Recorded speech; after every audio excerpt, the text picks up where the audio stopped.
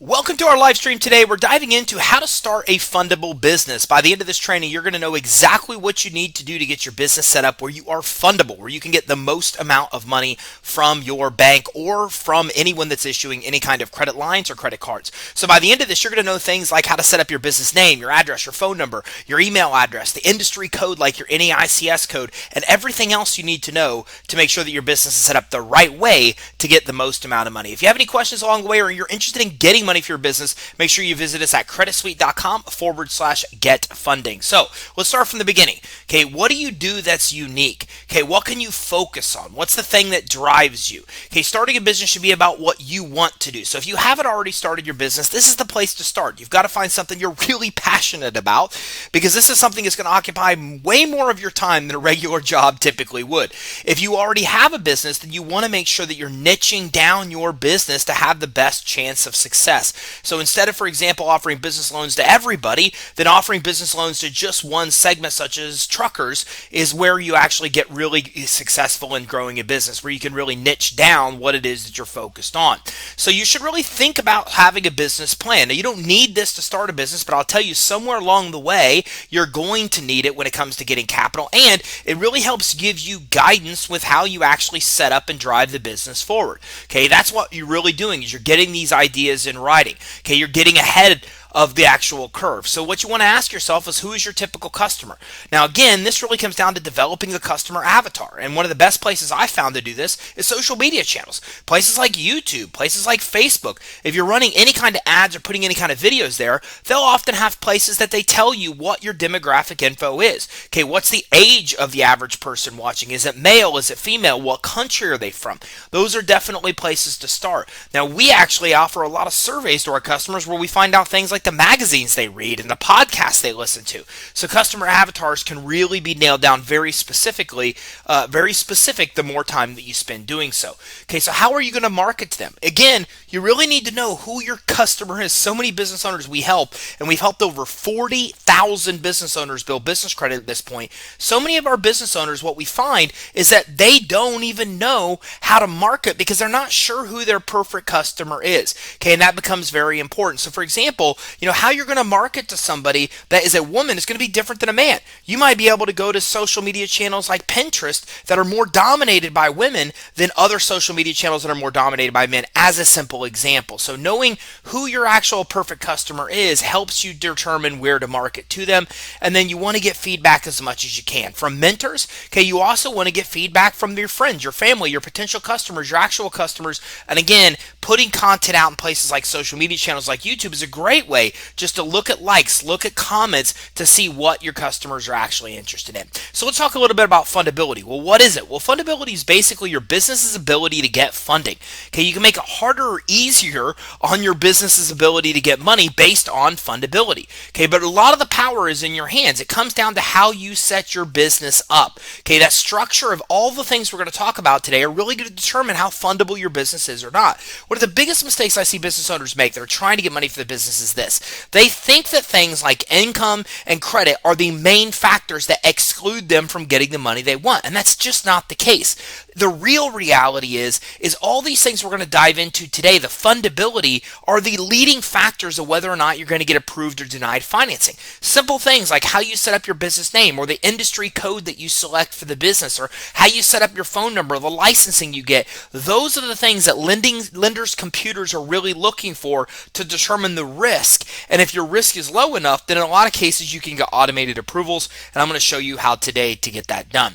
So you've got to build the business for fundability. Okay, you're starting a business with no credit profile. Therefore, what's on your application means a lot. It's very important. Okay, so think of it like this. When you apply for a credit card, a credit line, a loan, lenders are without a doubt pulling your business credit report. Even they don't tell you that because they're not required to tell you that they're making decisions based on that report. They absolutely are. Here's the problem. When you're starting a business and you don't have business credit established, then they're looking at what's on your application as the primary determining factor of whether you should be approved or not. Okay, now a lot of companies fail within the first year. Okay, of all the companies, a lot of them are looking at first 5 years are failing, and then again in 2/3, more than 10 okay, of them are failing. So what it really comes down to is, as a result, you've got to make sure that you're setting up your business where you have the best chance of success. And excuse me if I misspoke in the last part, about 2/3 of business are failing in the first 10 years. So most businesses absolutely fail. It's just a matter of how long they're in business before they do. Okay, so as a result, a lot of businesses don't seem fundable to lenders. Businesses don't want to be touched by lenders. Okay, if you're in less than 5 years in business. What I mean by that is that when you go to get an SBA loan, they're not even going to talk to you unless you have 3 years of tax returns, because you can't have 3 years of tax returns unless you're in business for 3 years or more. Getting money for a business, really good interest rates, and lots of money is hard to do when you're less than 5 years of business because of these stats. Because when we look at this, the majority of businesses are failing in the first 5 years, and almost the vast majority of businesses are failing in the first 10. So getting money in the first 5, it becomes more and more difficult to do. So how do you do it? Well, the first step in fundability is to set up your business's industry. And some industries are just more risky than others. Okay, when it comes to traditional funding sources, added risk can mean stricter underwriting guidelines or even no funding at all. And that's the two categories we see when it comes to fundability. Lenders and credit issuers put you in two different segments. They're either putting you in the segment where it's higher risk, where you're facing more stringent underwriting guidelines, it's harder to get approved, or they're putting you in what's called restricted. And restricted means that you are not going to get approved at all in the industry that you're in. So how do you determine the actual industry? It's not what you think. It's based on the industry identifying codes that you choose, and we'll talk about that in just a few minutes. You can choose your own risk code, and the risk code you choose will determine how high or low risk you are, and you can control that code to make sure that's what lenders and credit issuers are using when you go to apply, and I'm going to show you how. So industry matters a lot to avoid stricter underwriting guidelines or absolute being restricted and getting automatic denials. So it kind of starts here. You've got to set up your business the right way with the right business name, and you start doing that by your Secretary of State. Now, a lot of people set up businesses and they hire places like LegalZoom. LegalZoom does a great job, but you don't need to do that. You can easily go right to your Secretary of State and you can set up your business right there, including the business name if that name is available. Now, you got to keep the name of anything that indicates your high risk out of that business name. Okay, there's nothing underhanded about this. Okay, it's just a matter of choosing a name that's more general than an actual name that specifically says what you do if that what you do is high risk. Now, a full business name should include any recorded DBA filings you use. That's a doing business as. Okay, that should be the only way that you are actually setting this up if you are a sole proprietor. Now, you really want to avoid being a sole proprietor altogether. You want to choose a corporation, you want to choose an LLC. But again, if you're a sole proprietor, you at least need to set up a DBA so your business name isn't your name. And you need to make sure the name that you're choosing for the business doesn't indicate you're in high risk. Let me give you an example. CreditSuite is a perfect example of what not to do. Now, we knew this coming in, and we're okay with that because we specialize in fundability. We specialize in getting the credit and financing that you need, and we do it for ourselves as well. But we understand it's an uphill battle. So by that, I mean that the minute we put credit in our name, we are automatically throwing up a red flag when we apply that we're potentially in a high-risk industry just because credit is in the name. And one of the common examples I use is Chico's bail bonds. Well, bail bonds is a high-risk industry. So you could just make your company's name Chico's and not have bail bonds, and that won't throw up that red flag. So you have to make some decisions here. You can either do what we do, which is have what you do in your name, which helps customers understand what it is that you do, or the second thing you could do is choose a less specific or more general name that doesn't specifically say what you do, but the name itself won't throw up red flags in these computers because it won't indicate that you're in a high-risk industry. Okay, so some things to consider. When it comes to big business addresses, they want to see you have a real physical address. Okay, you cannot use UPS boxes. You can't use PO boxes. A lot of people think that UPS has an actual street address, so it's acceptable, but it's not. Okay, back in the 80s, these type of addresses got put into a database that lenders and credit issuers' computers pull information information from.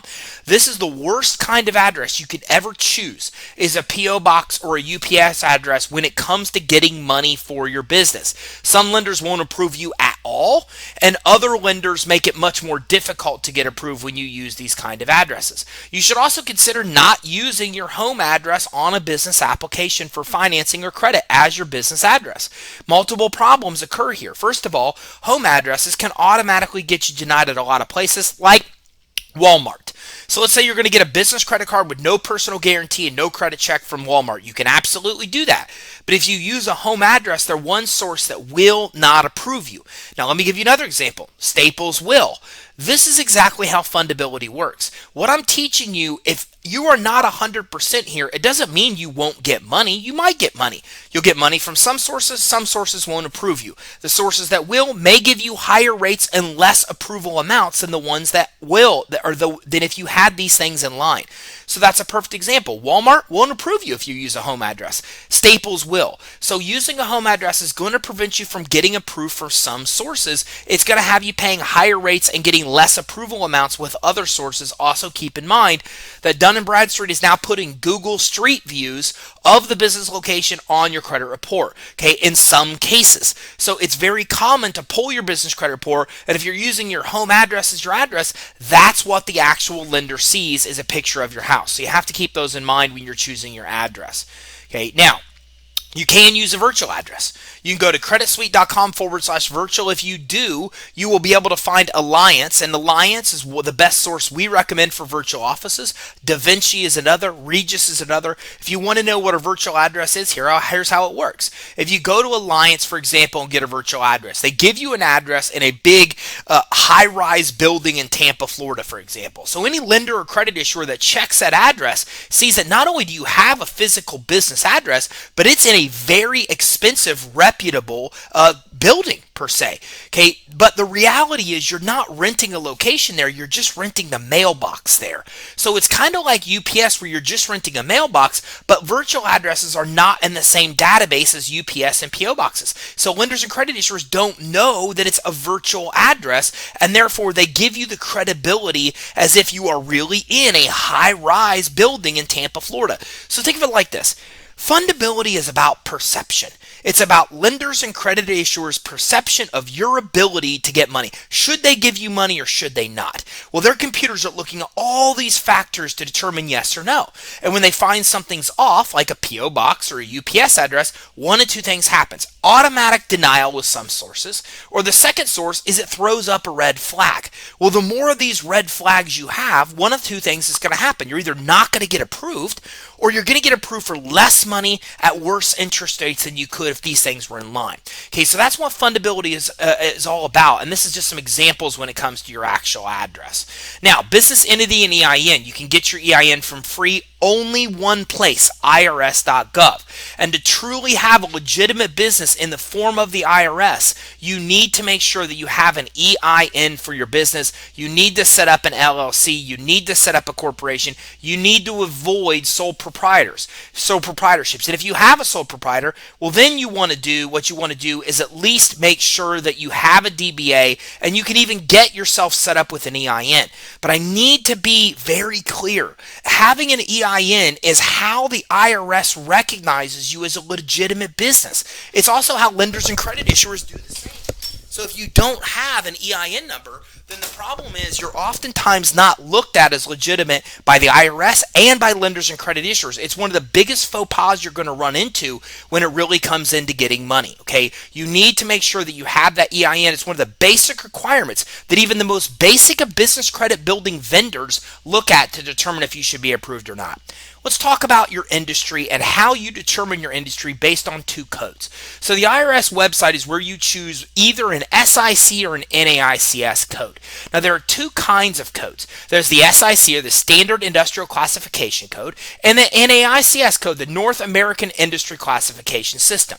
Now you are the one that chooses these codes, nobody else, if you do it the right way. Now you want to be honest and you want to choose a code that's close to what your business really is, but there's no reason to choose the riskiest code if a less risky one is actually available. So let me give you an example here. CreditSuite, We could be in financial services or we could be a software company. But we think of ourselves as a software company because everything we sell is software that helps business owners improve fundability, build business credit, and get financing. So we choose the SIC code of software because it's close to what we do, and it also puts us in a low risk category. We know exactly what our NAICS code is for software services. We put the exact name of our NAICS industry when we apply for financing, and we also put that NAICS code up there as well when we apply for financing. We include the actual code itself, okay, for when we actually apply for financing. So here, let me give you an example. So here is where you can easily get this information. I did a basic Google search. You can see right here, software NAICS, and here is the NAICS code that we actually use. So you can see how easy it is to see. Now we use software publishers right here. So here's our code, 511210. So it's very easy to type in your industry and get some ideas of what NAICS code you can use. Now here's the tricky part. Here's where you got to do this spot on. When we go to apply for a business loan or a credit card, then guess what we're doing? When they ask our industry, we're saying we're software publishers. That's exactly what we put. We are software publishers, NAICS 511210. That's what we put. There's no question of what we are. We're giving them our NAICS code and we're giving them software publishers. But here's what's interesting. Very few people do this. Most people in this case would say we're in consulting. We're in financial services. We do loans. We do software.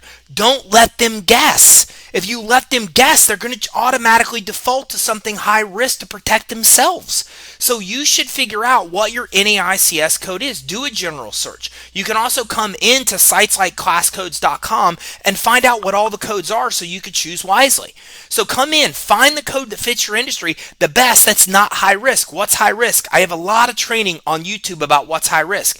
Bail bonds, porn, okay, when it comes to weapons, when it comes to financial services, meaning mortgages and real estate and credit and financing and accounting, all those things are considered to be high risk amongst many others. So try to choose an NAICS like software that's not high risk if you have a choice, and then use that exact term, software publishers, and the NAICS code when you actually apply. That's how you choose and not let it be chosen for you. You need to have a toll-free number for your business. You don't need to have a fax number, but you never want to leave a fax number field blank on an application. Nowadays, we're seeing fewer and fewer applications for credit and financing that even actually come in and that look at this, that even require that you actually have a fax number even entered on the application. But again, if it asks for a fax number, you should have one. Now, if you go to a place like Ring Central, okay, you can easily set up a phone number with them, and in doing so, you can then come in and actually choose a phone number that is a fax number as well. It's very easy to do. So nowadays, you can set up your phone number and your fax number to be part of exactly the same number. So it makes it very easy for you to be able to do that. So when you use places like I use and like Freedom Voice, we don't use this at CreditSuite, but any other business that I own and have part of, I like Freedom Voice. It's very cheap, it's very easy, and my phone number can be my fax number. So that makes sense to do because it has no additional cost for you. And then you could just set it up as an e-fax. So anybody that faxes, I get as an actual email. So it makes it really simple. You can't use a cell phone, you can't use a home phone, you just can't do it.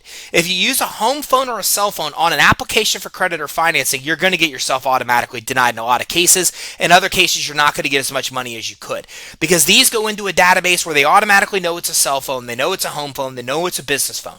You can use virtual phones, voice over IPs, but for some reason, Google Voice numbers get a lot of people denied. I don't know why, but I know we've helped over 40,000 people build business credit, and we've seen enough approvals and denials to know that for some reason, Google Voice numbers are not looked at favorably by credit issuers and lenders. So just a little tip.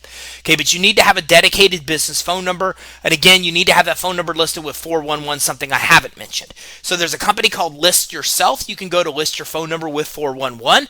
Okay, and you need to get a toll-free number as well. You want to have more than a local number. If you're a pizza shop, then you can have a local number. All you need is a local number. But for the rest of the 99% of us out here doing business nationwide or all around the country or all around our state, you want to have a toll-free number. It's going to make your business set up as credible as possible. And again, I can't say this enough. Look, don't get obsessed with things like your income and your credit.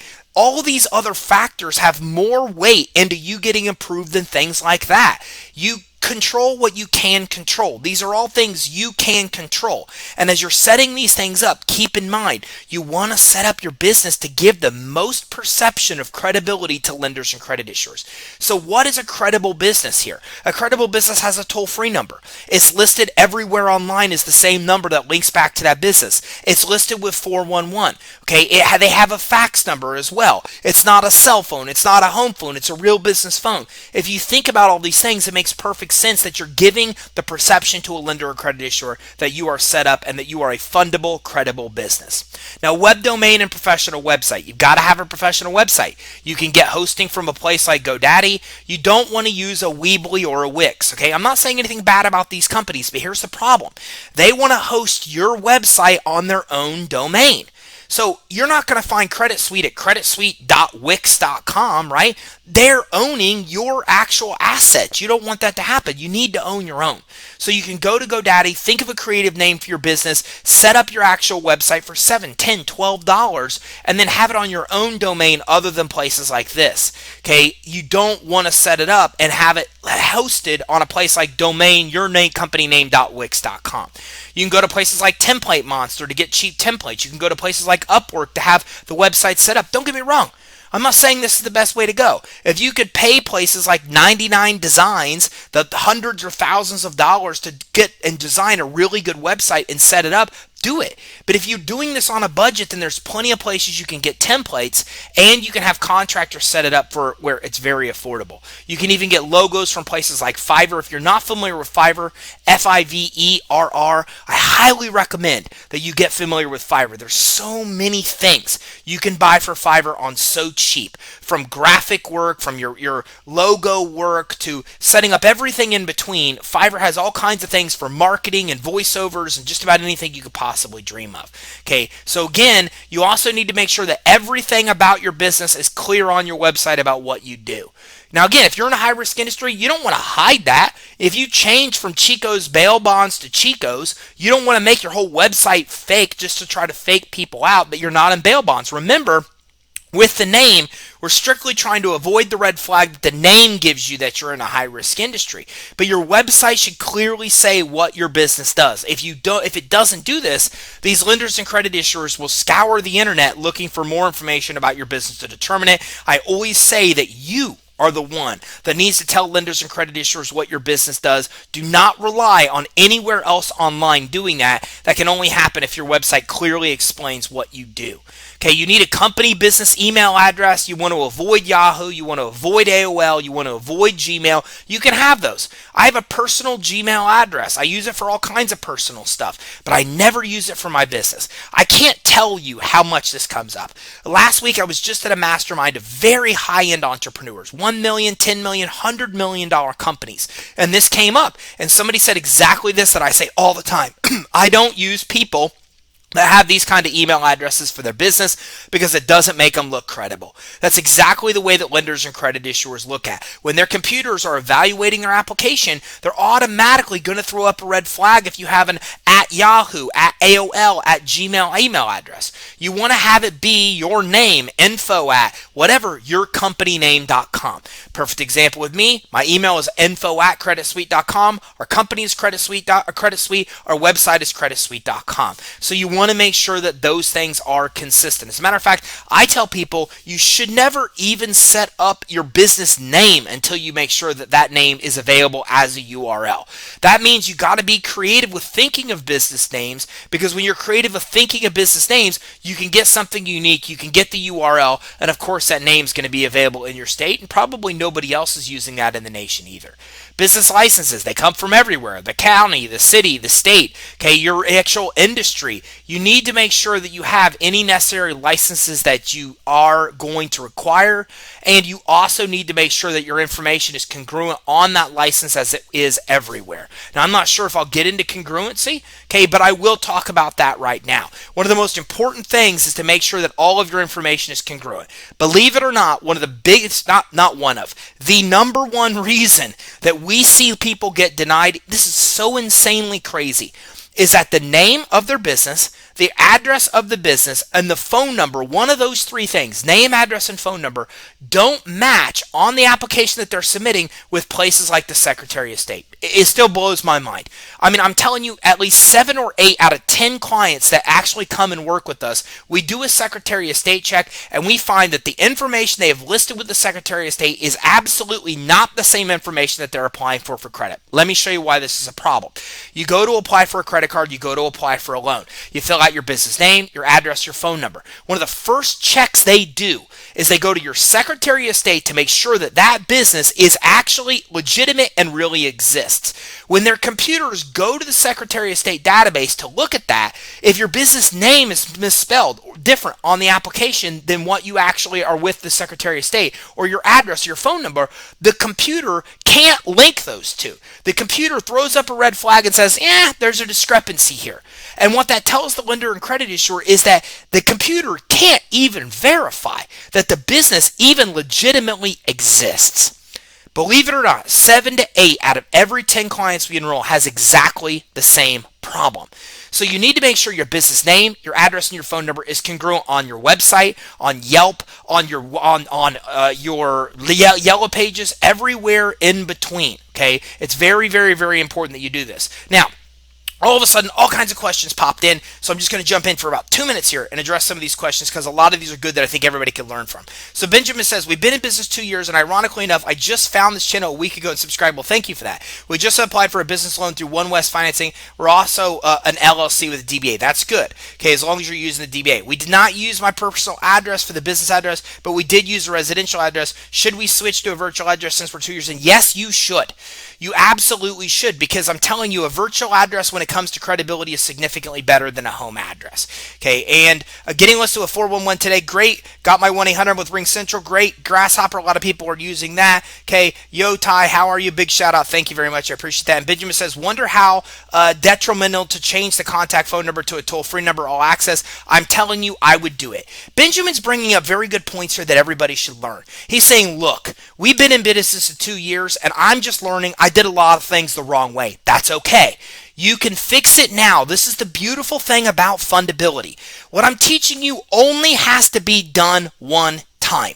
Once you do it one time, you don't need to worry about it again. You need to check in and make sure your stuff is consistent. But once you get your phone number to toll free, once you get your address to virtual, once you do the things we're talking about here, your business is set up where it's fundable. But if you don't, you're going to be forever haunted by not being able to get approved, or not getting the rates and terms you want, or not being able to get the amount of money you want. And every time you get that denial, every time you get an approval lower than you want or an interest rate higher than you want, your brain is going to say, man, I should have got that phone number. I should have got that right address. Keep in mind, I'm not giving you affiliate relationships here. I'm not trying to get you to go to Ring Central so I get paid. I'm not trying to get you to go and set up a virtual address so I get paid. I'm not even directing you to our actual affiliate relationships. I'm just telling you that these are the things that determine your fundability. When you do them once, you don't have to worry about them again. But if you don't do them, you're going to forever deal with problems of getting approved. And these are the reasons that we see people get approved. Keep in mind, we've helped over 40,000 people build business credit. In all of these approvals, we've got a really good feel for what gets people denied and what gets them approved. We've been able to get people denied and then come in and change one thing and submit again and get an approval and know that one thing was the factor. Then take the next company, make sure that one thing is fixed, then send the application in and get approve. So we go through this again and again and again. We're experts on this kind of approval data to determine what gets you denied, what gets you approved. This is the formula that actually comes in and gets you approved. So let's talk about bank accounts. You've got to have a business bank account for the business in your business name. I'm telling you, this will cost you so much money if you don't. We just had a client yesterday, same thing. Guy could have got a $75,000 loan. He ended up getting zero because he runs all of his money through a personal bank account versus a business bank account. Yes, that is the case in your world too. Getting approved or denied is a large part based on this. The majority of financing that's taking place right now for businesses is all based on cash flow, and it's all based on bank account management, and it's getting worse. They're now actually designing these computers to go into your bank account account for you and pull out all your transaction details where you don't even need to submit bank accounts. The computers are doing the underwriting for you. And one of the automatic denials is if you're using a personal bank account versus a business bank account. Okay, you can't commingle funds. You can't be using a personal bank account to run your business. And it helps you separate personal and business financing as well. Okay, there's a lot of things I can go into here. One, you have a check systems credit report for your business and individually. Check systems, whether you know it or not, is a whole credit report and score that you are given that is used rating that the actual banking system uses to determine if you'll be given a loan from the banking system. You need to listen to what I'm saying. They have this bank rating that rates you as a 4 or a 5. Low 4, mid 4, high 4, low 5, mid 5, high 5. In order for you to get any kind of loan from the bank, you have to have a low 5 rating, which means you have a bare minimum of $10,000 in your bank account over the last 90 days. The high 5 bank rating, the best score you can get, is a minimum balance of $70,000 in your bank account over the last 90 days. This only matters if you're going to go into your bank to get a loan such as an SBA loan. If you're not, what I'm saying doesn't even matter. But if you are going to do that, like an SBA loan, you need to get that money in that bank account 90 days before you apply, because that's going to determine if you get approved or you don't get approved, just so you know this, okay? Awesome. Benjamin says awesome. I'm going into some comments here. Okay, so how is that so when you file with an SOS first and then set up your phone number? That's okay. You can go to your Secretary of State and update any records with the Secretary of State. It's very easy. Every state's different. So if you find your address, your phone number, your business name on Secretary of State is not the same is what you're going to put on an application, go into the Secretary of State. They're going to have a form or a process to update that information. It's very easy to do. Okay, Troy says, what industry code is a reporting agency? No clue. Guys, there are a lot of industry codes. I do not have them all memorized because I've never tried to memorize them all. I don't care. I just care about my own industry code. But it's a great question, Troy. All you need to do is Google that exact same thing. You're going to find a place where you can track the codes and find the codes that is the best one closest to what you're describing. And Valerie says, how do I get my number in 411? Go to a site called List Yourself. List Yourself, I think it's listyourself.net, is the only company we've ever found to get your number listed in 411. If you don't use List Yourself, you rely on them to organically pick up your phone number, which they eventually will do if your business phone number is listed in places like Google, Yelp, Bing, etc. And again, make sure that that phone number is listed the same across the board in all of those services. And there are also services out there like Yext, Y-E-X-T. I'm not telling you I recommend Yext. It's who I use, but they're expensive. They're like $500 a year to do this. There's other sources that are way cheaper. And what sources like Yext will do is they will take your information, you put it in their system, and they put it to Yellow Pages, Yelp. They put it everywhere for you. So it's one way to control your information in one place and make sure it's congruent online. But again, they're looking into the different options there because Yext isn't the cheapest. It's just who I've used in the past. Let's talk about merchant accounts. You got to accept debit cards and credit cards for your customers. Okay, they're going to spend more. All the data shows they're going to spend more if you can give them that card as an option. Okay, not to mention that being able to have a merchant account set up automatically opens up all kinds of financing for you. Here's my best advice. Get a PayPal account or a Square account right away and start giving your customers that option to pay. Give them a PayPal option to pay. PayPal has amazing financing opportunities, and you're a few months in business, PayPal will give you loans, sometimes with no interest, with a small charge of like $500. In a lot of cases, they don't even do credit checks. All you need to do is just show that you're running money and managing your PayPal account responsibly. So either get a PayPal and or Square account and then get a merchant account set up. There's all kinds of places out there that offer merchant accounts that gives your customers the ability to pay by credit and credit card and debit card. But here's why it matters. It opens up all kinds of financing options for you. There's all kinds of merchant loans out there that are super easy to get. Even if your credit's trashed, like 500 FICO score, you can still come in and get $500,000, $400,000 in financing if you have a merchant account showing that you're processing all this money through it. Of course, to get $400,000, you'd have to have a business doing a lot of volume, right? Probably like 4 million. But again, you can get a lot of money through merchant accounts financing if you have a merchant account set up. It gives you credibility and it opens up a lot of financing options with you. You've got to get set up with the credit reporting agencies. Okay, in order to do this, you can get your free DUNS number if you just go to creditsuite.com/DUNS. DUNS, D-U-N-S. Okay, you need to have a DUNS number to get a Paydex score with Dun & Bradstreet. Okay, you also need to do a search with Experian and Equifax to see if you're set up with them now. I gave you a free place to do it. If you go to CreditSuite.com/reports, everything you need is right there. There's a free search with Equifax you can do, a free search with Experian you could do. You can also do a free search with Dun & Bradstreet, and you can also come in and doing so, you'll then be able to actually set up your business with Dun & Bradstreet and get your DUNS number as well. Here's why this matters. Equifax and Experian will give you a failing business credit score if they know your business exists and you have no credit. I see it all the time. They're going to give you a score of 28 or lower when 100's the best score you can get, even with no credit established, because they know your business exists. Here's how it works. It's February 2020.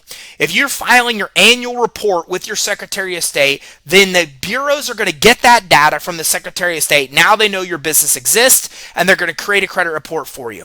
And if you don't have any credit reporting to them, they're going to give you a failing score when it comes to Equifax and Experian. So how do you know if you have credit established? You go right here to CreditSuite.com/reports. Here, I'll show you exactly how it works. If you go to CreditSuite.com/reports, then let me take a look and show you this. Then what's going to happen is you're going to be able to do a free search that's then going to tell you exactly what is on your credit report, kind of. So if I go to CreditSuite.com/reports, let's just do a search here with Experian. If I come to Experian, this is exactly how I want to do it. I want to enter my company name. I do not want to enter my city. I don't want to. I'm just going to enter my company name in the state that I'm in. And I'm going to say I'm going to search for my company. Very important that you see this. You notice what option they're giving me? Right away, when I pull a business credit report, they're telling me, do I want to pull my own or somebody else's? You need to know this because business credit reports are publicly accessible information. This means I can come in and get a credit report for any business I want to right here by searching other company. I can search this data on your company. I can search it on anybody. I can pull a business credit report for your company. This is why you need to make sure that you set up business credit. I'm going to go to start search now. One of three things is going to happen as you're going to see. Either one, it's going to tell me my business doesn't even exist. Nothing's going to show up here at all. You can see here what happened. It pulled up my exact address even though I only typed in the state that my business was in. This tells me Experian absolutely has a credit profile established because they know my exact company name and address. It also tells me that I have trade lines on my Experian credit report. You're going to have three results. No address will show up. It'll say, oh, sorry, we couldn't find anything with the search. The name and address will show up, and or this with trade lines shows up. You're in real trouble if you see your name and address and no trade lines. That's a really good possibility that Experian and or Equifax has given you a failing business credit score.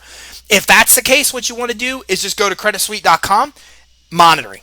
If you go to CreditSuite.com monitoring, then that's actually going to take you to a point where you can actually get credit monitoring for your business, and you could do that at a very cheap rate.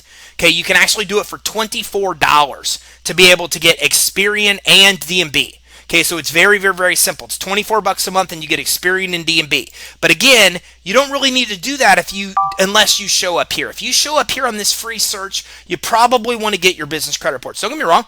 You can go to Dun & Bradstreet and get them. It's $150 a month. You can go to Experian and get them. It's $50 a month. I'm just giving you a cheaper alternative where it's only $24 a month. Not something you need to do unless something shows up here that your search actually generated, that the reporting agencies know something about you. That's when it becomes very important to do.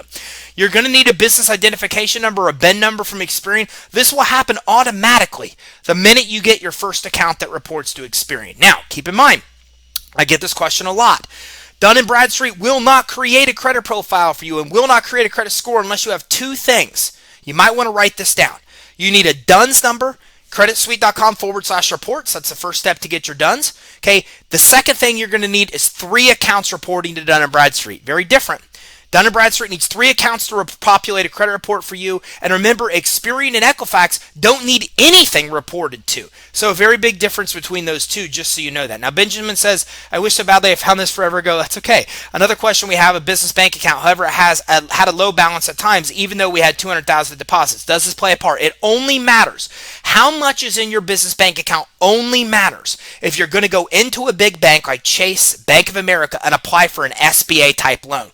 And Even then, what matters is how much money you have in the business over the last 90 days.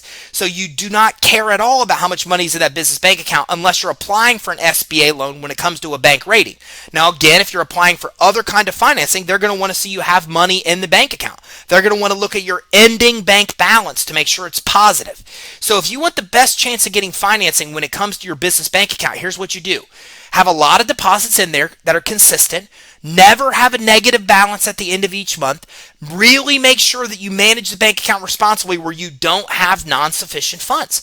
And have more money going in that bank account monthly than going out.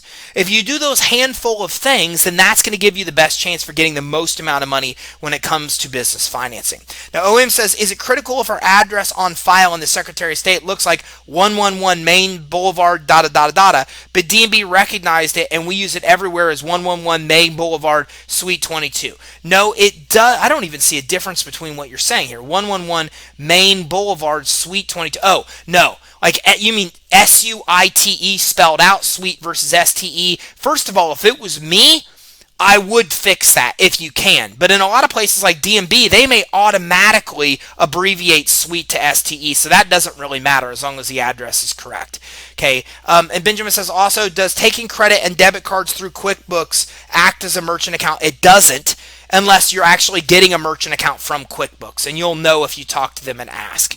And Evander says, I'm raising capital, $4 million from a real estate company. What do you recommend to write the business plan? Evander, I have a whole other training on business plans on YouTube. If you go to youtube.com/CreditSuite and look at our channel for business plans, there's a ton of information there that'll teach you exactly what should be in a business plan. I think that's going to help you. Okay, so let's move on. Your business credit history. You want to get the most favorable funding by paying bills on time. This gets you a Paydex score of 80, an Equifax credit risk score of 90 or better, and a good FICO SBSS score as well. Okay, so for Experian, some other things matter, but here's what I'm telling you. Man, we are so blessed in the business world because our business credit scores are driven by one thing and one thing only: how you pay your bills. All you need to do is pay your bill on time or early. I plead you to do this. Know the credit that reports to the business credit reporting agencies and make a conscious effort to pay that on time or early. If you do it, you'll have an 80 score or higher with DMB. You'll have a 90 score or higher with Equifax. 80 or 90 out of 100. These are A ratings. You'll also have a good FICO SBSS score. That's FICO's SBSS small business score. And Experian, 85% of your entire score is based on how you pay your bills. So pay your bills on time or early that report to the business credit reporting agencies. Even more important, get credit that actually reports to the business credit reporting agencies. Over 97% of credit doesn't report to the reporting agencies at all. So make sure you're only getting credit cards with credit issuers that are reporting that to the business credit reporting agencies. If you're not sure of where to do that or how to do it, go to creditsuite.com/consult. Schedule a free consultation with us. We'll do a fundability check. We'll look at your Secretary of State record. We'll do a free search with Experian and Equifax. We'll tell you all the financing you can get. We'll answer all the questions you have as well, and we'll make sure you understand and get on the right track to getting sources that actually do report to those reporting agencies. We talked about congruency. Okay, I'm not going to talk about a lot of this again, but I will say everything needs to be consistent that you're putting on an application than what they find online. Here's the statistics. Over 50%, over 50% of all applications are denied because the lender or credit issuer thinks the application is fraudulent. They think it's fraudulent because of an example I already gave you. They go to a place like your Secretary of State records and the business name, address, and phone number doesn't match there from what you put on the application. They can't verify the actual business is the same one that's applying. They automatically deny the application. It's the number one reason we see applications denied. So you've got to make sure that all of your information is congruent. What you have with the IRS, what you have with the Secretary of State, what you have with Dun & Bradstreet, what you have with Experian, what you have with Equifax, okay, what you have on Yelp, what you have in Bing, what you have in Google Places for Business, what you have on your Facebook page, what you have on your website. Guys, it's a crazy world we live in. Dun & Bradstreet gets information about your business from Yelp. Believe it or not, I'm still shocked that that happens. They get it from the yellow pages. They have these crawlers that go out and get all the information about your business they can find anywhere online. So what happens is if it starts pulling data and it starts pulling an address from one place and another address from another place, it starts creating multiple credit profiles for you because your business credit is linked to your business name and your business address. So when it's pulling up different addresses and different names and all these things that are variants, it starts creating multiple credit profiles and it becomes an absolute mess when you're trying to come in and get credit and financing because they don't know who your business is. Congruency is the number one thing that you need to worry about to make sure that you have the best chance for getting the most credit and financing for your business. Make sure that all your online documents, all the places I just told you online and offline too, your licensing, your bank account, your utility bills, all that information needs to be congruent. You ever have a lender ask you for a utility bill or anything that's similar? That's what they're looking for. They're looking for congruency. It's very important. It's the most important thing you could do is making sure this information is congruent. Personal financials and personal credit history. Personal credit quality does matter. If anybody tells you it doesn't, they're lying. I'm telling you right now, it matters. So get it straightened out and improve it. I don't deal with consumer credit. I deal with business credit, corporate credit only. But I'll tell you, there's a ton of very reputable credit repair companies out there that can help you if you have credit issues. Credit repair is 100% legal and legitimate. And what these companies do is they challenge the credit issuers and the bureaus to make sure that everything on your credit report is accurate. 80 to 90% of the time, it's not accurate and the item gets deleted just because it's challenged. It's the credit issuer's responsibility and the bureau's responsibility by law to make sure that everything on your credit report is 100% accurate. I cannot stress this enough because this is what I hear. I have somebody come in and somebody said this to me the other day. They said, look, I have things in my LexisNexis credit report that are harming me from getting the money that I need. I said, then challenge them and dispute them. They said, I can't because the things are legitimate. I said, how do you know? Are you telling me that because the event actually occurred? No, it doesn't matter. Look, people say, I have a collection on my credit report. I say, dispute it then. Have somebody that knows what they're doing dispute that item. They say, but I can't because I really had that account. It doesn't matter if you have the account. Here's what you don't know that credit issuers do know. There's a lot of different factors that come into how an item is reported on your credit report. Status codes, date open, the high balances you've had, limits you've had. And if they tweak one thing the wrong way, your scores are way lower than they should be. So hey, guess what? Maybe that collection really is legitimate. Maybe it's true. But here's the problem. The problem is if that collection isn't reported 100% accurately, it can and is hurting you more than it should be. That's why you want a professional to come in and look at the credit report and address this because you have the legal right to challenge the bureau and the credit issuer for actual accuracy. And if it's not accurate, the law says it has to be deleted. And in my experience, 80 to 90% of the time when these things are disputed, they are deleted because they are not 100% accurate as they're required to by law. So that's how you can actually work to clean up your consumer credit. There's a lot of companies out there that will help you do that, absolutely. And it's very important to get a lot of kind of financing with an SBA loan. Even if you get cash flow financing that just looks at your cash flow, sure, you can get approved with a 500 FICO score, but you're not going to get approved for as much money and you're going to pay an extremely high interest rate because your credit score is damaged. So this is something to think about, something to focus on. It's going to make a big difference here. Okay, so before we recap, I'm going to come in and just look at some things. And Evander says, it's always mind-blowing info when Ty speaks. I appreciate that, man. Thank you very much. And OM says, we used a home address on the very beginning, but later we switched to a virtual address. We already have updated the address on file in the Secretary of State. That's exactly what you want to do. Okay, and then OM says, when I search our company on Experian, it shows our old home address. How do I fix it? You go to Experian and dispute it. Here's how you dispute business credit reports. Experian and Equifax, you should get credit monitoring with them. And if you pay for their credit monitoring right through their credit monitoring platform, you could dispute. Dun & Bradstreet has a place called iUpdate, and for some unknown reason to me, they do not own iUpdate.com. But if you search Dun & Bradstreet iUpdate, you'll find iUpdate. You can dispute with them for free. Dispute it and correct it. It's very important because business credit reports are linked to your name and address, and if you have the wrong address, it's a very good possibility you're going to have multiple addresses and multiple credit profiles. So let's recap. You got to get started with Fundability right from the start. If you haven't, like many people have examples here, it's never too late to get it done the right way. Make sure you set up your business with a legitimate name. name. Make sure you get that business address, the website set up, the business email address. Okay, you want to get an LLC or a corporation. You want to make sure your licensing is straight. You want to make sure your congruency is straight as well. You want to make sure you have a business bank account, that you're managing that bank account responsibly as well.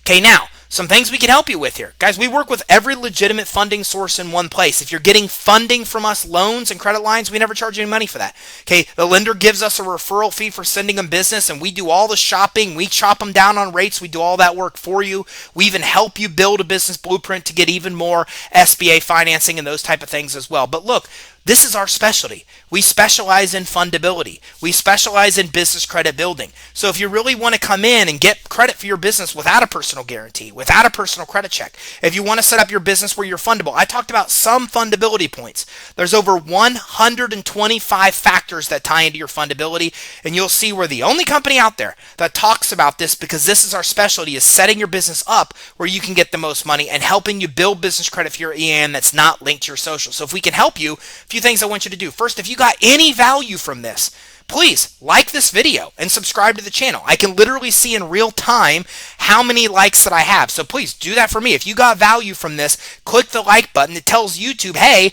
this content's good, and it lets YouTube show it to other people so it can help other entrepreneurs. Okay, and then subscribe to the channel. I go live every week here. We put a video. We are now starting to put a video on YouTube every single day, and it's all about this: how you can get the most money for your business, how you can set up your business the most credible you can to get the most amount of money at the best terms. Feel free to give us a ring as well.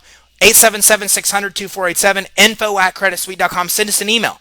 We'll do a fundability consultation for you. We'll tell you how fundable your business is. We'll do a free search for the bureaus. We'll help you get a free copy of your Dun & Bradstreet and Experian credit report as well. We'll do all that for you to help you get your fundability set up. We'll answer questions about business credit building, and we have all kinds of options where we can help expedite your business credit building as well. All you have to do is get in touch with us and let us know. And keep in mind, this is only one channel we have information on. Okay, we have daily tips on Twitter, daily tips on Instagram. We're getting ready to go live on Instagram. At 2 o'clock Eastern, I go live on Facebook, and you're going to be seeing my face with my chalkboards that are right beside me here, and I'm going to be doing a live training using chalkboards today. Okay, so again, if you follow us at the top right of our website, CreditSuite.com, you can follow us on our other channels, and you can get all kinds of additional information on getting credit and financing for your business. Let me go back and answer some questions before I wrap up. Troy says, so I paid the builder program, $1,200 to be exact. That is Dun & Bradstreet's builder program. When I tried to add trade references, they said you can't add any account that automatically reports your credit cards either. Troy is bringing up a good point. He says, look, I went to Dun & Bradstreet, I paid for their credit builder program, and their credit builder program does not let me add a lot. There's a lot of problems with Dun & Bradstreet Credit Builder, and this is why, if I were you, I'd try to get your money back.